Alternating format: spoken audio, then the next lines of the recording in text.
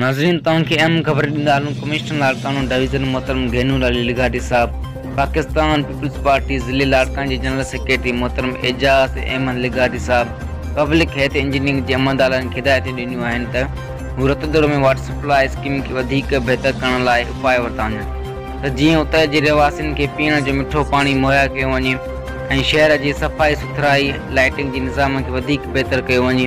गॾिजाणी में शहर जूं बुनियादी सहूलतियूं आवाम खे हर सूरत में खेनि दर्जनि ताईं मुहैया कयूं वञनि त जीअं उन्हनि खे कंहिं बि क़िस्म जी तकलीफ़ दरपेश न अचे। उन्हनि जा जाइज़ मसइला औलियत ते बुनियादनि ते हल कया वञनि।